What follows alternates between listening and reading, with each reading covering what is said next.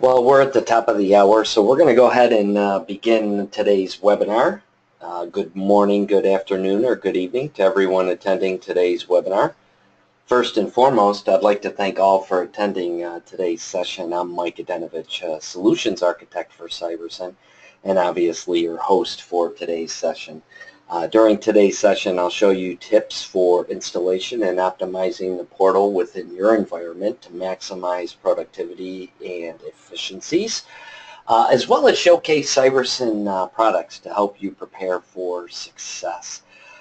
Some of those products I'm going to demo a little bit later in the session, and some really cool stuff, actually building intelligence into your incident and service request, as well as designing actually custom dashboards. So really excited to show you that.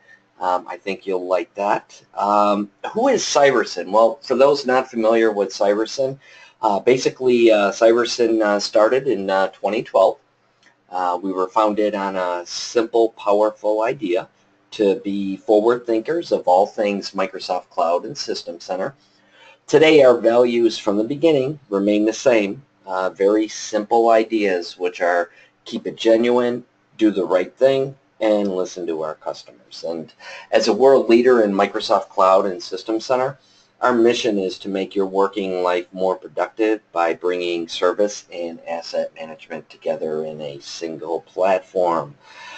In case you haven't heard, Cireson was awarded to the Inc. 5000 list for the fastest growing company in the U.S. I believe we ranked 167 out of 5,000, so we're really excited about that. As you could tell, we are on the move. We've also been listed in the San Diego Business Journal, CIO Review, and achieved our Microsoft SAM Gold competency. So really some exciting stuff there. And I want to go over some quick housekeeping. A couple of things I want to mention here. First off, this is a non-interactive webinar, so please post any questions that you have in the GoToMeeting question panel. I believe that's on the right-hand side of your screen, and I'll answer those questions during the QA at the end of the webinar. If I am unable to answer any questions, I do have your email from the registration, so I will definitely follow up with you via email again if I can't answer any questions. Today's session is being recorded and you can view it later. I'm going to go ahead and post that probably in a day or two out on Vimeo. So if you go out to vimeo.com, and do a search on Cireson or Team Cireson, you'll find not only today's recording, but all of Cireson's previous recordings. I believe we have over 140 videos out there for you to check out. And these recordings, really cool stuff. There's technical how-tos, best practices for customizing the portal, new features and products that we've released out there, all out there for your review and reference. I encourage you to go out, browse vimeo.com. Again, do a search on Team Cireson or Cireson. Check out the videos. You will not be disappointed. So real quick, if I can get my mouse in the right spot, I want to go over a quick agenda. I want to cover real quick the self-service portal from an overview perspective. I know most of you have probably downloaded it, installed it. Those that have not, I just want to touch upon that. I don't want to spend too much time on that, but nonetheless, I'll go ahead and cover that. I wanted to cover how you could actually manage work items on the fly with any browser or device with Cireson's Analyst Portal. It's taking our portal to the next level. Again, for those not familiar with the Analyst Portal, I'll provide a quick high-level overview of that. As I mentioned in the intro, showing you how to build intelligence into the IRs and the SRs with our ARO, or Advanced Advanced Request Offering app. And I'm going to demo that along with the Analyst Portal later in the session, as well as leveraging the Analyst My Calendar app. It's out there by default, and I think a lot of people are just unaware how to use it, how to set it up. So I was going to briefly touch upon that again, demo that. Design custom dashboards with our Dashboard Designer app. Really cool app. You'll be amazed at how easy it is to create custom dashboards. And then I wanted to also show you the Service Manager integration with Microsoft Outlook with our Outlook Console app. For those that have not seen that, Cireson resources I'll cover at the end, as well as questions and answer session. So, and just an FYI, I don't have a lot of slides. I thought I'd do more of a demo. I really didn't want to do a death by PowerPoint. But I do have a few slides before we jump to the demo, and that is that the Self-Service Portal, again, I wanted to kind of overview this. For those of you that are unaware, it is free now to the community. Just go out to Cireson.com, download it if you haven't downloaded it. What's included in this community portal is an integrated HTML knowledge base. It's much better than the out-of-the-box knowledge base, not only in the console, but also in the newly released HTML5 or HTML portal that Microsoft has released. Much more robust. I'll quickly demo that as well. Out-of-the-box dashboards. So the community portal also comes with out-of-the-box canned dashboards. Now, what's nice about these dashboards is that we've received a lot of feedback from our customers in the types of reports that they would like to see. I'd like to thank our existing clients for providing that information, and based off of that, we've created these dashboards that address most of IT managers' needs from a reporting perspective. What's nice about these dashboards as well is that there is granular security on the dashboards. So you could set security so that certain IT managers can see the dashboards, or maybe you want to allow non-IT department managers to see the dashboards. You do have that ability, and if you wanted to get really silly, you could even provide that to the end user community. As well as, if you are not aware, our solution has an adaptive display, meaning that it is browser and device agnostic. We don't care if you're coming in from Mozilla, Firefox, a mobile phone, a tablet. Our solution is mobile adaptive, and really provides a lot of flexibility for your end users and your analyst. As I mentioned, if you're going to use our Analyst Portal, it's using the same technology, so therefore they can work from anywhere, anytime. And these are some additional features. Again, I mentioned that it's browser and device agnostic. Customizable portal themes. There's a number of layouts that come with the portal. I believe that there's 3 layouts. So you could select what layout is best to present the service catalog to your organization. You can pick one, and it may not be 100% suitable to the organization as to how you want to present it. But this is one of the great things about the Cireson solution. It is customizable. You have the ability to customize it. So pick out the layout that's closest to what you want, and then customize it. How you do that? Great resources. As I mentioned before, I'm going to post this video out on Vimeo. Some of those videos that are out there, out of the 140 that are out there, there's actual videos walking you through how to customize the portal and follow the best practices for customizing them. Another thing is that our portal has a great response time. It's blazing fast because of the web architecture there. We architected it the way that it should be, and we're not doing direct hits from our portal to the Service Manager database.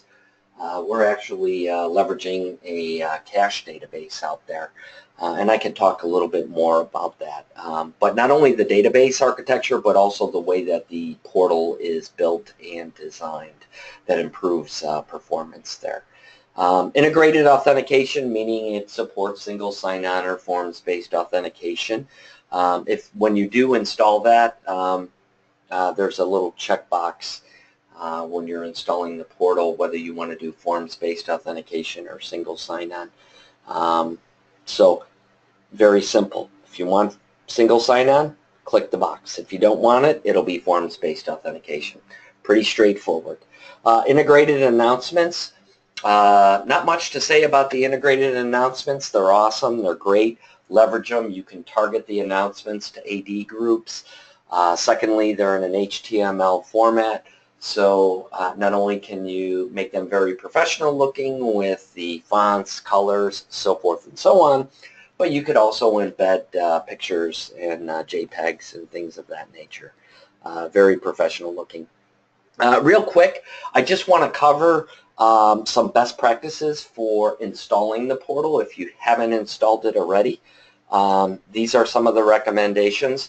The portal must be installed on a Service Manager management server. So depending upon the size of your organization and your architecture, I recommend spinning up a secondary or tertiary management server and installing. Once that's installed, then go ahead and install the portal.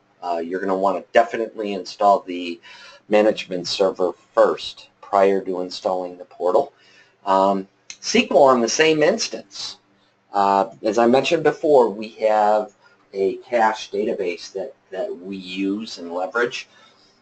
It is recommended that you use the same SQL instance of your Service Manager to install this cache database on. And as part of the installation, all you need to do is when you're installing it, just tell it what SQL server your Service Manager server database is on, and it'll just automatically create that database for you. Great performance if you do that as well.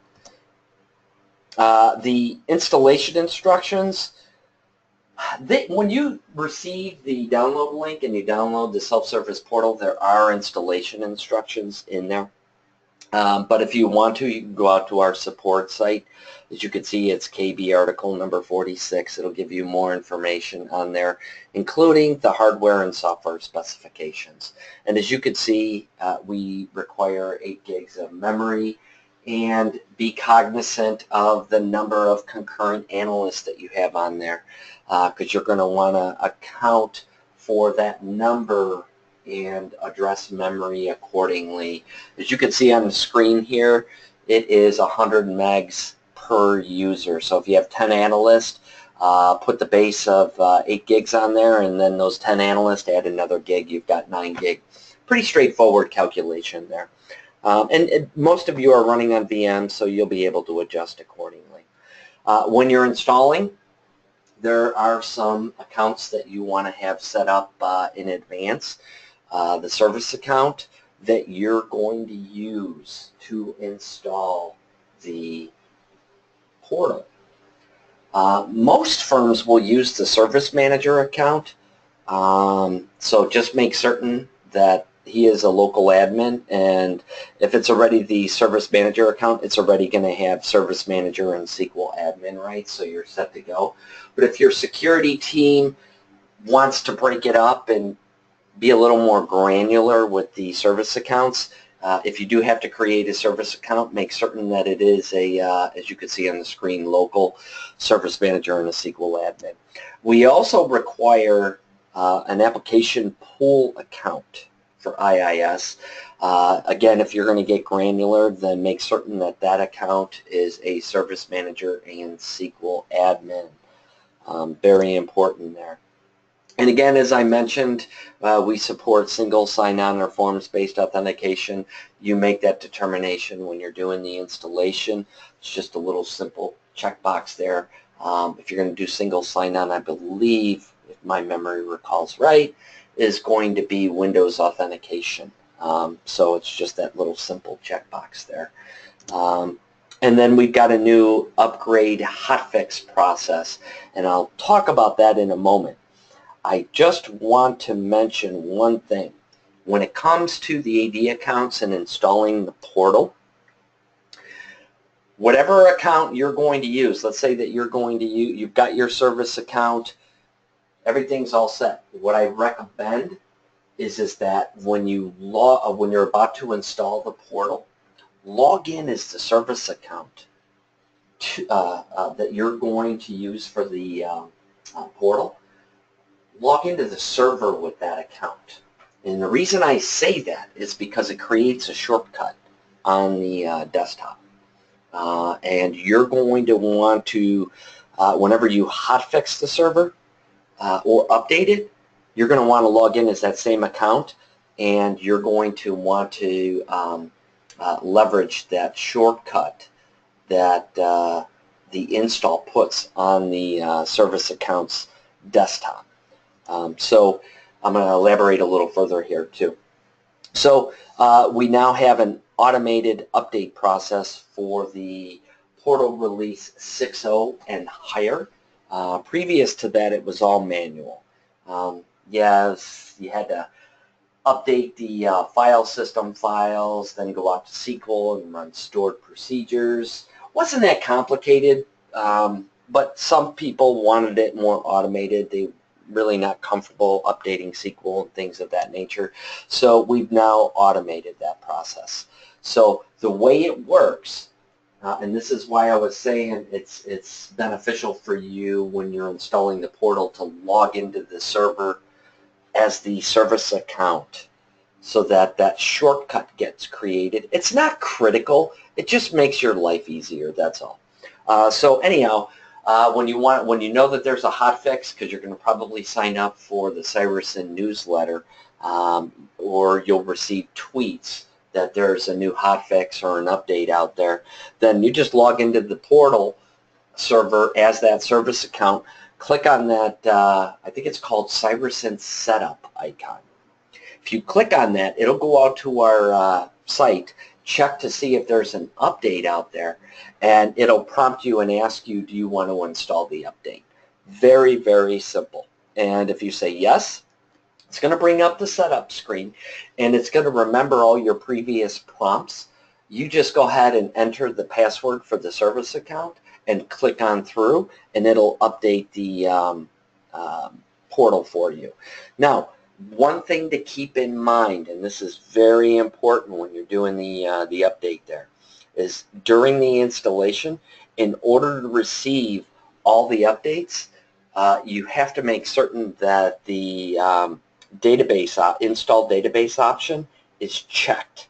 So it's not that way by default. So in other words, if you leave the default setting, because it'll update everything. If you change the default setting to do individual components, you could be affecting your upgrade there, because you want to upgrade the file system as well as the database at the same time, because they must be in sync for obvious reasons there.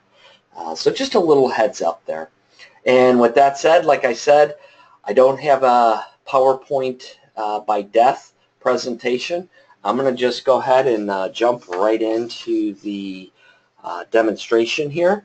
And I wanted to really quickly just cover, we're going to go ahead and quickly cover what the out-of-the-box self-service portal provides here. I got to wait for my IIS server to wake up. So I just want to take a couple of minutes to show you the self-service portal. I'm only going to take a couple of minutes here. I'm going to go ahead and I'm going to log in as one of my end users. As you can see, I have forms-based authentication for single sign-on. So this is the layout that I had selected, and it's kind of nice because it lists all the service requests, the common requests that my end users are going to select from. If they cannot find what they're looking for, as you can see, we do provide searching capabilities for not only the the service catalog, but also the knowledge base, because it is doing a multifaceted search. See if I can see how I've got a multifaceted search. It'll search the knowledge base as well as the request offerings, or I could obviously browse the service catalog, and let's say I want to report an issue here. I'm going to just go ahead and say, hey, this is my issue, and we'll just copy this because I don't want to type every field. And as you know, you could select what fields you want to prompt the end user for. It's pretty straightforward there. And I could even attach files and so forth. So I've got my issue here that I'm going to go ahead and create. And now that my issue is created, it brings me to the My Request. I can see all the work items that I have created, as well as the status and so forth. And I could click on any one of these, and it's going to bring me to the detail of the work item here.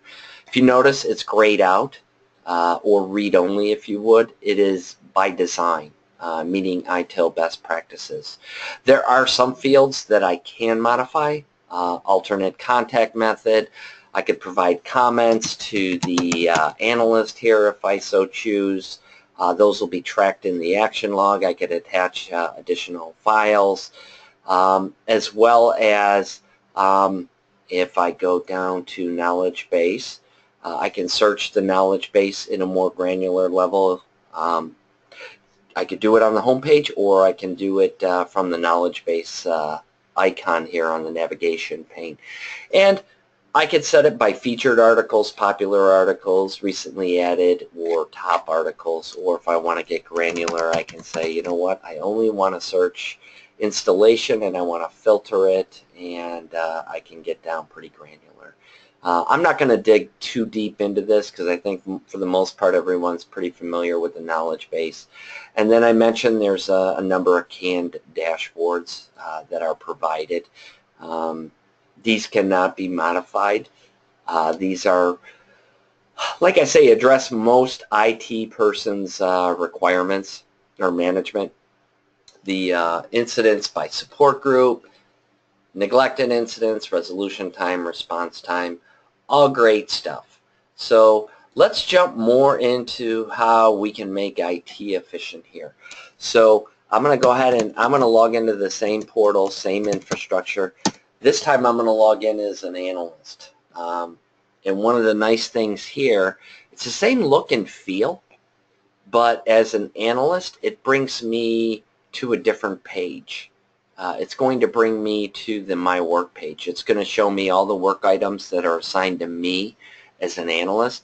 And if you notice here, it doesn't matter whether it is what process module or class, whether it's an incident, a review activity, problem, change request, manual activity, it's irrelevant. It's a consolidated view. These are all the work items assigned to me. It also has a teamwork view, which is really cool, because this shows me the work items that are assigned to the support group that I belong to.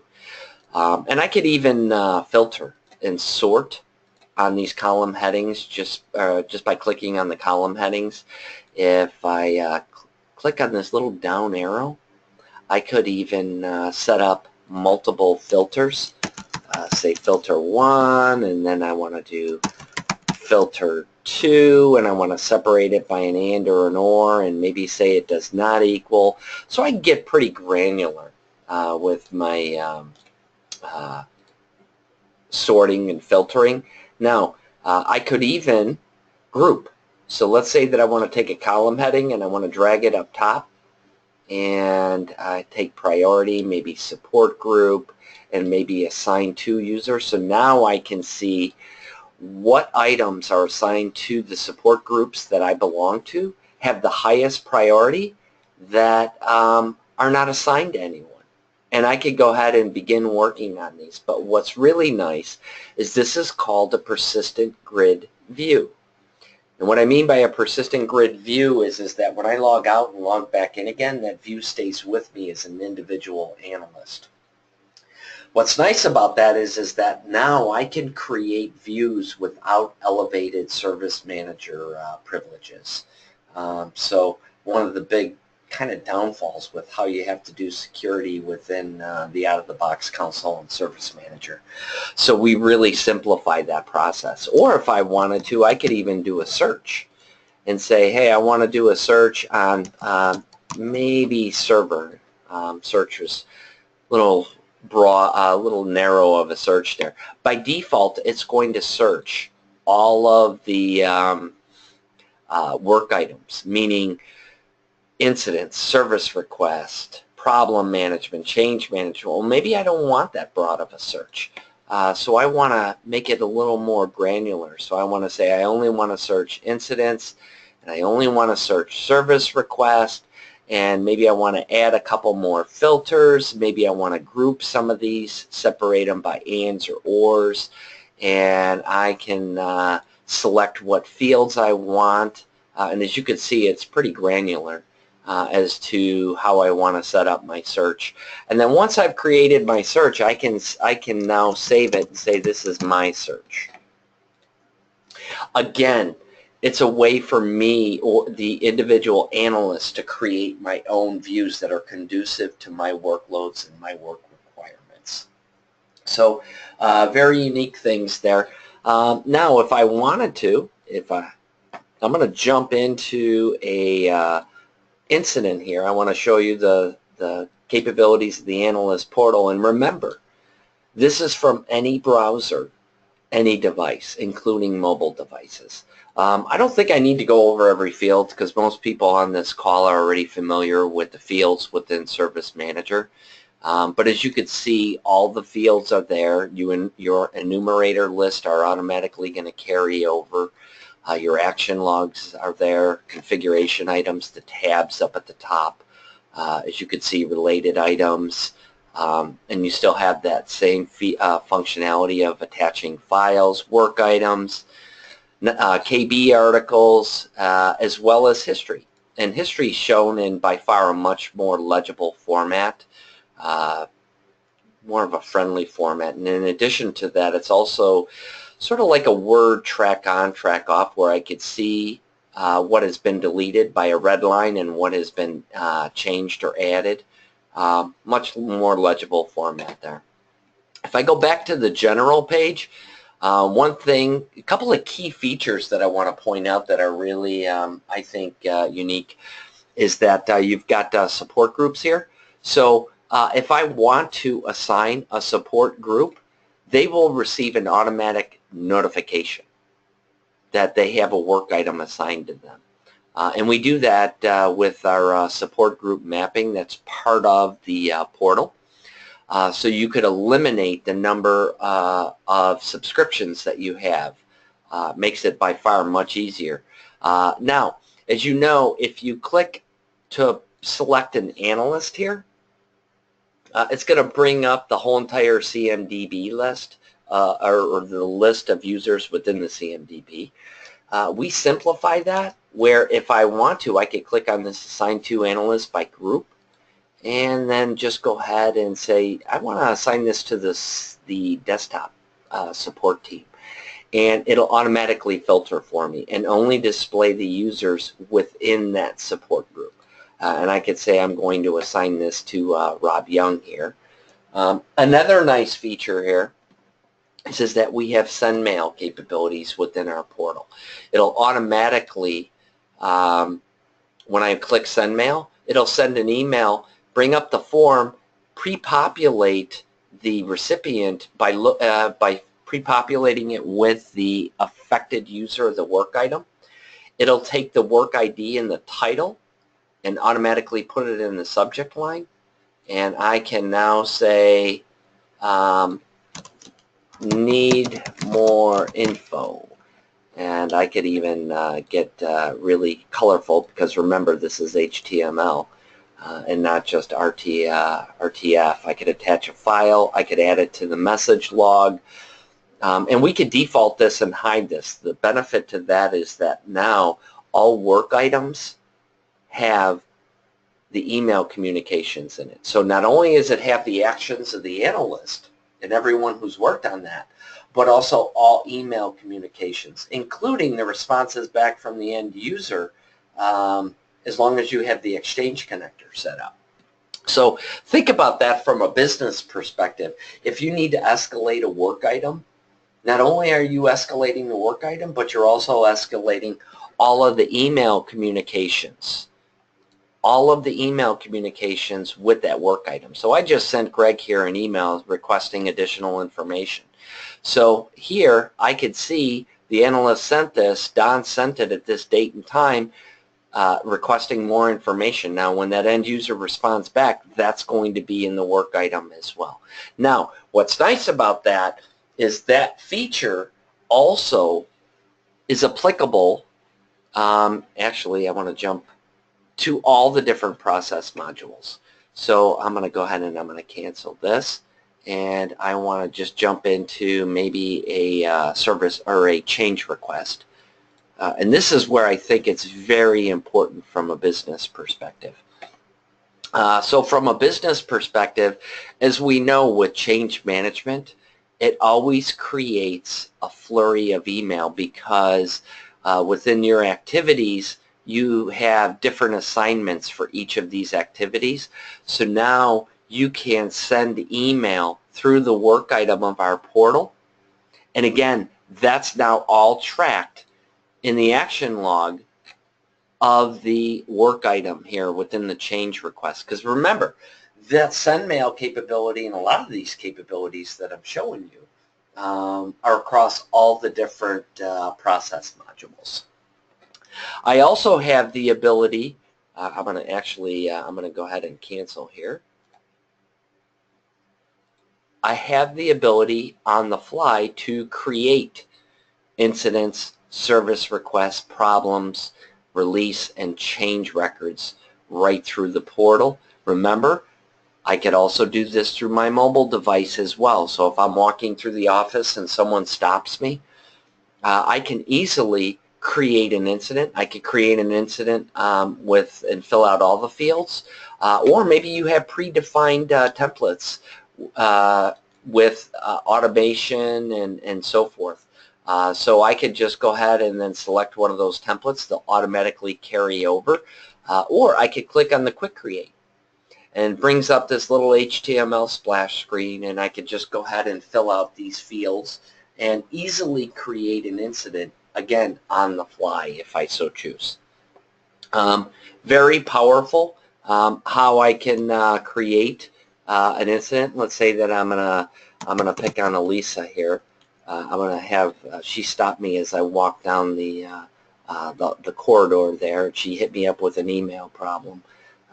So maybe I was just gonna say, yeah, I don't have a source, but we're going to say that she has an email issue. And we'll go ahead and fill the description out.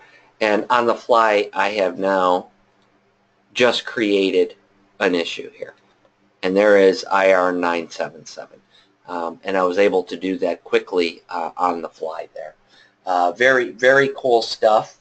Now, another thing that I wanted to show you, and actually I'm going to go ahead and I want to log out. I'm going to log back in again as another user. And if you noticed, again, it's the same infrastructure, same URL. It just automatically detects my permissions and whether I'm an analyst or an end user, and then presents the appropriate portal based on my permissions.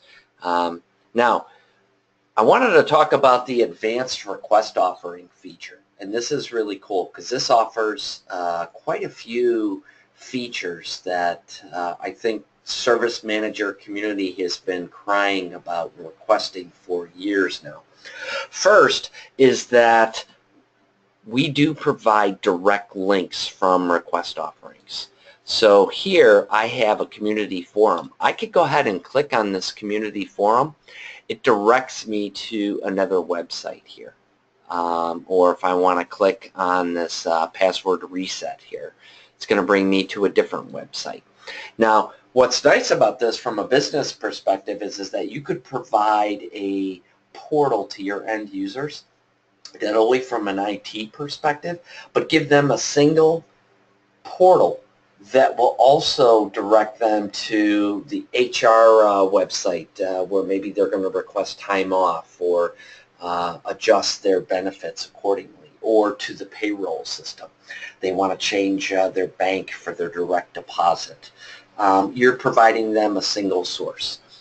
Another feature of the advanced request offering that I love is that the form is dynamic. So in other words, on this particular form, I only have 3 fields: select the computer type, business justification, and the urgency. So if I click on any one of these, the form will change dynamically. So my first question is, what type of computer do I want? Well, in this case, I want a mobile phone. So the form changes and states, well, if you need a mobile phone, do you need a case? So I could select if I need a case. Or maybe I need a laptop. Well, if I need a laptop, do I need a printer? Well, I'll select the type of printer. Do I need a docking station? What is my urgency? So if I select low, everything is good. If I select maybe high, it'll prompt me for a date. And now I can provide it a date as to when I need this, what software I need installed. So what's nice about this is that the request offering is tailored to the end user's needs. It's and their true request. It's not static. So a lot of times when you have static forms, some of the questions are irrelevant to the end user. So you have to make those optional, but some of those optional ones really need to be required fields. So you're really streamlining it and making it much more convenient for the end user and the analyst that has to fulfill that actual request. Now, how we do this is if I go back to, I want to go actually to our request offering here. Now, when you install our portal, it actually includes a management pack. In the iNet Pub directory, Cireson Portal management pack. And in there, there's going to be the Advanced Request Offering management pack. A lot of people don't see that. It is not free. When you do it, when you install the portal, it installs all of the bits for our service, the portal solution, including the advanced RO. You do need to be licensed for that. So if you'd like to know more about the licensing for that, go out to Cireson.com, contact us, and we're more than happy to talk to you about that. But that management pack is there. When you install it and you're licensed for it, all it's doing is adding this Edit Advanced Request Offering. So if I click on, let's say, the password reset here, and I want to click on the Advanced Request Offering here. As you can see, it's the same RO setup as what you normally have with the user prompts, configurations, map prompts, so forth and so on. But we've added a couple additional features here on the left. Here is where I would set up my direct link if I so choose, as I have with this particular request offering. Now, the asset request offering, I'm going to go ahead and click on this. As you could tell, I obviously don't have a direct link because this here is a request offering. So I'm going to add the fields that I want. And as you could see, I have 8 fields here. But in my form, only 3 appeared. So I ask all the questions that I want. And then when I go to layout, I determine with logic that we provide with the advanced request offering what questions I always want to appear. I could say show always, or the ones that I want to add logic to. So in this case, I want to say select a printer when only certain conditions are true or they're false. In my case, I have them set to true. And I'm saying, well, based on the response from question 1, if it contains any of these, then show this prompt. It's that simple. Now, if I go to, for example, a different one here, let's say, do I want a docking station? I can say if the question is urgent it equals. The logic is going to change based on the type of question. So I can really get specific as to the logic of whether I want this question to appear or not based on the end user's response. Very simple to do. It's, as you could tell, it's the same theory to create your request offerings. It's just that we add additional functionality. Now you're probably asking, well, I have all these questions. You may ask 20 questions. And you're going to say to yourself, well, where do I map all these? Because you can only do one question to a single field on the template. And eventually you run out of fields. It's a big issue. So we provide, with the advanced request offering, multi-mapping functionality. So here is a perfect example here. If I scroll down a little bit, on the actual service request template, I've selected that I want to map everything to the description field. So what that means is I could ask 50 questions if I want, and I can map it to a single field on the template. Eliminating a major pain when it comes to creating service requests. So really cool stuff there. I know I'm getting pressed for time here, so I want to talk real quick about the calendars. So I'm going to jump back with the calendar here. And I'm going to log in as Rob. And this is for anyone using the the Analyst Portal or the Service Management Stream, or if you don't know about it, by default, there's going to be nothing in the calendar. The My Calendar shows the analyst what work items are assigned to them, but not only that, but also if you have an estimated start and end date to the work item. In my case, I don't have any set. And this is a big item that a lot of people don't realize. But if I go to, maybe I want to look up, I should say change request CR773. So I'm going to go out there, and all you need to do is just make certain that you have a scheduled start and end date. But more importantly, you also want to, he doesn't have the rights to do this. I'm logged in as a user that doesn't have change management rights. But anyhow, you would just set that date, and then you need to make certain that the assigned to user is assigned. Then by default, yep, that's fine. I don't care if I lose any data there. Now I'm going to log in because that is actually assigned to Don here, that change request. So if I go to my dashboards and I go to my calendar, I can see that I have this assigned to me.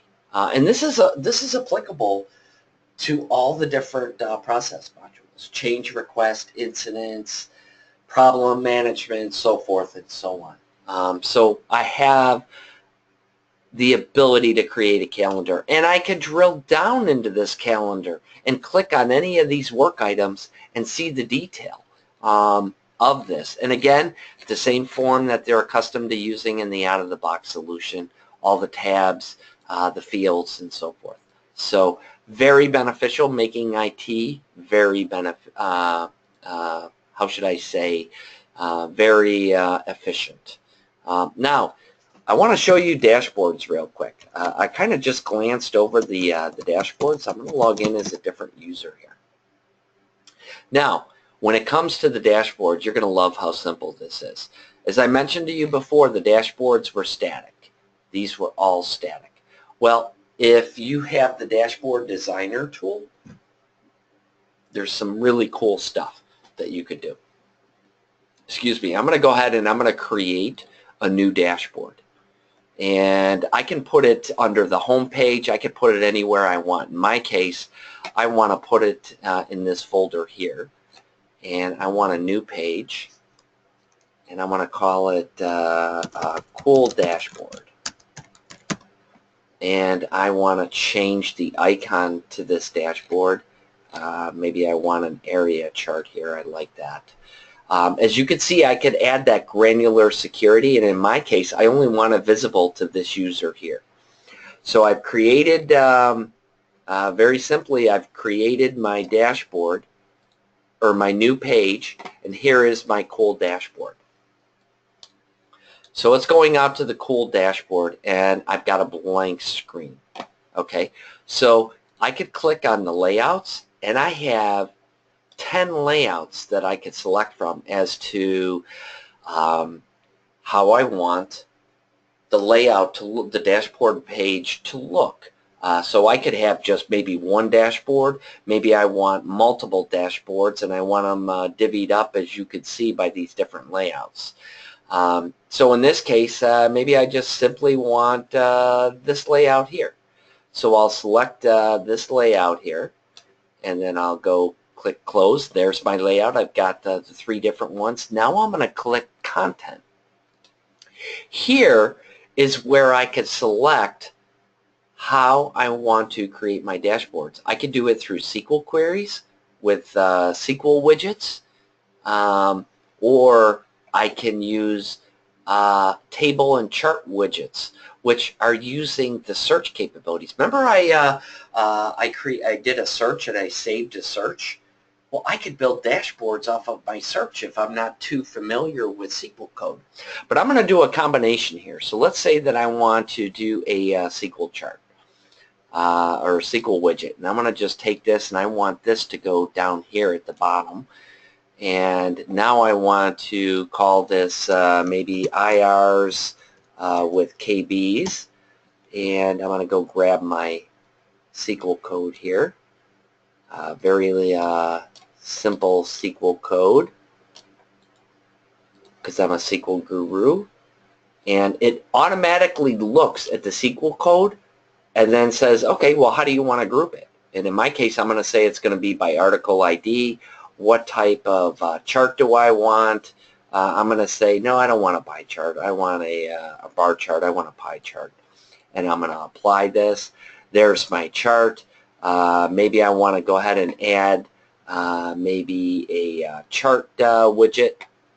So I'm going to add this chart widget down here. And I want to copy that and move that down here. And here I'm going to say, what did I want to call this? This is going to be work items by analyst is what I want to call this.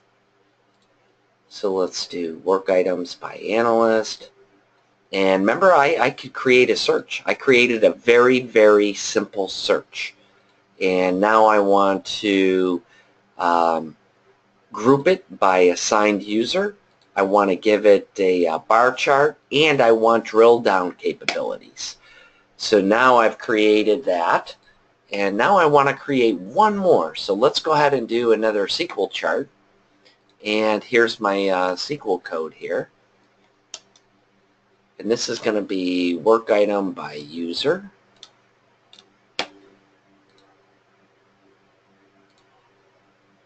So this is going to be work item by user. Here's my SQL code. I'm going to group it by affected user. I want maybe a column chart, and I want drill down capabilities. Apply, save it. Now I've got a very quick dashboard that I've created. And if I want to, I could click on any one of these users and how many incidents they have, and I can now drill down and dig into this particular incident to capture more detail if I so choose. So it's going out there and it's showing me the detail on that. So I'm going to go back to my cool dashboard, and again, I could click on any one of these and it'll give me drill down capabilities. Here I can see work items by analyst, and again, I have drill down capabilities. I can see which ones are unassigned. And now I could go ahead as a manager and start assigning these to the appropriate staff. Very simple, very powerful. I know I don't have much time left here, so I'm trying to get through real quick. Another thing that I want to show you to make IT very efficient, here is the Outlook console. Let me get there. One of the things that Cireson has done and has found is that IT, for the most part, works in Outlook. So to make IT much more efficient, we've created an add-in that connects up to Service Manager in Outlook. And it just adds these additional icons here on the ribbon bar.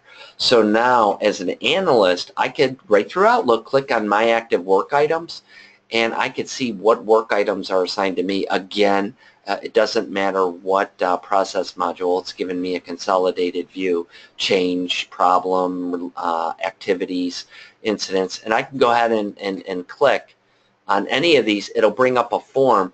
I could go ahead and begin working on these immediately.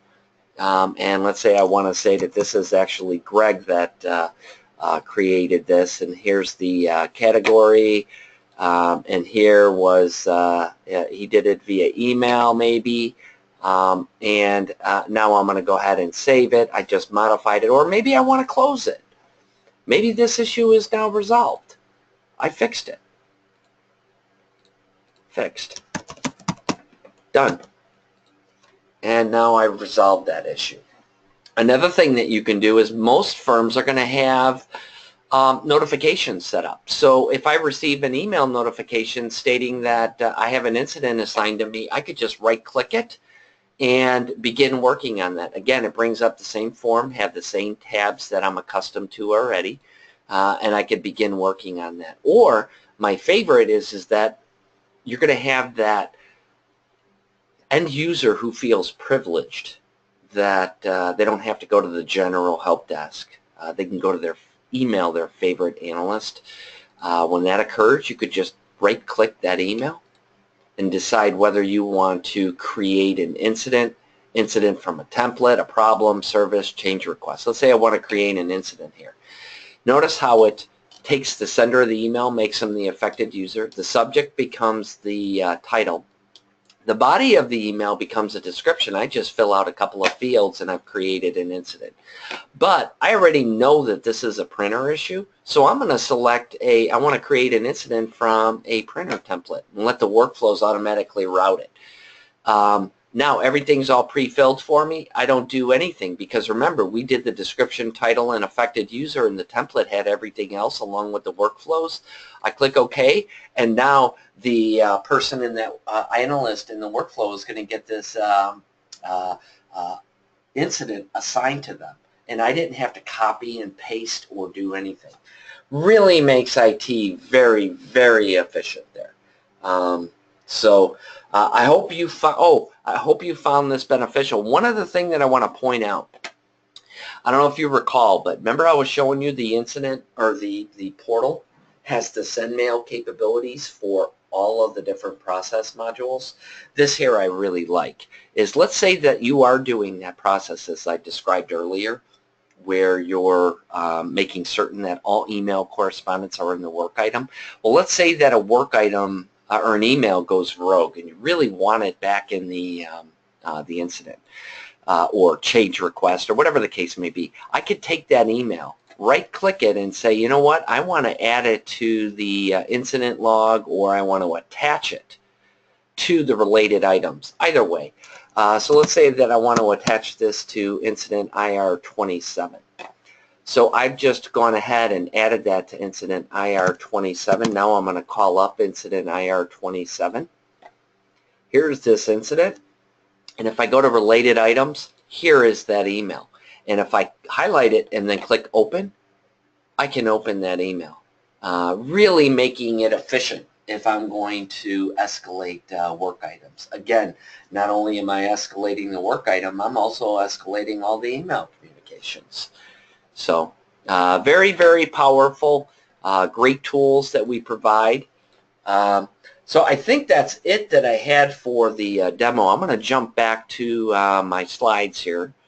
We're going to go ahead and start from here.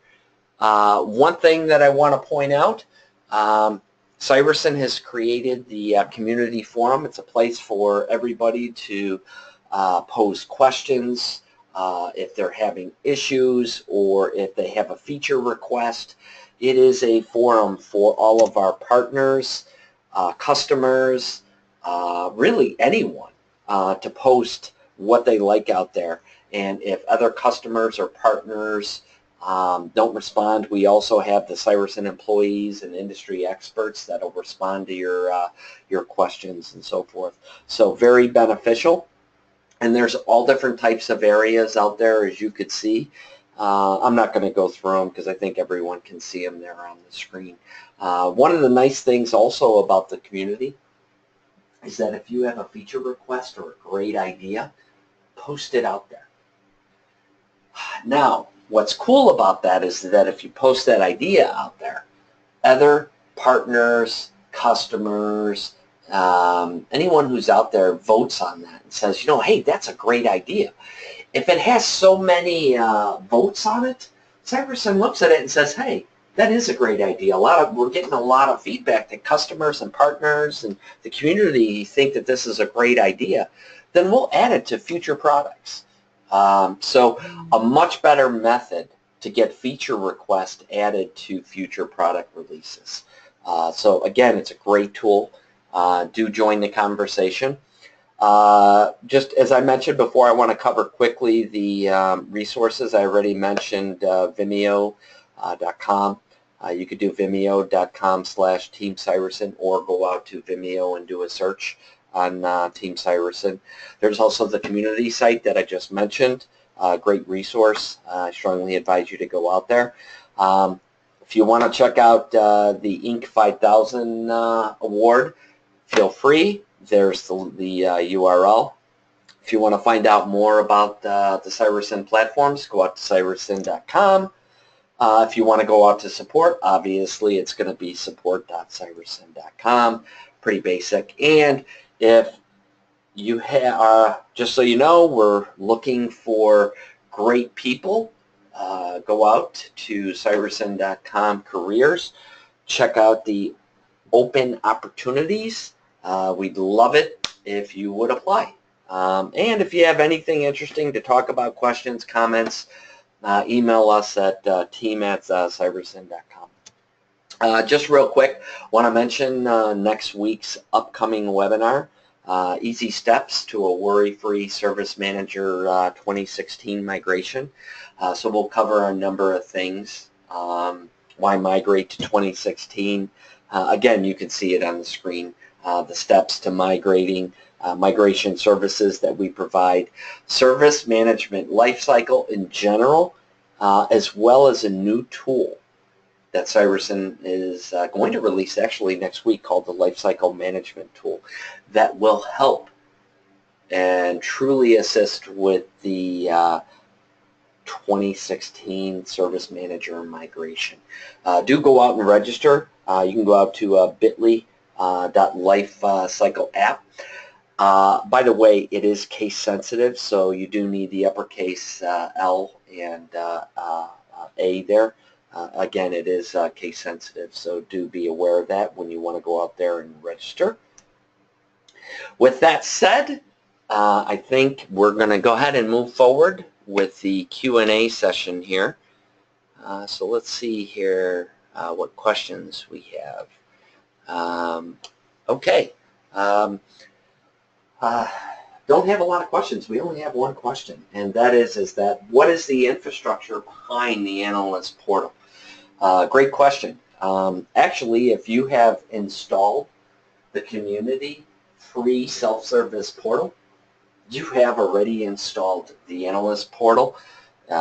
You've also installed the designer or dashboard designer tool. Basically, all the bits to our product are included in the Service Manager implementation. So if you've already spun up another server, then your Analyst Portal is there. The only thing that you would need to do to release and enable those features is contact Cireson and talk with one of our territory managers, because all we need to do is provide you with the appropriate license key to release those, and they could go ahead and start that conversation with you.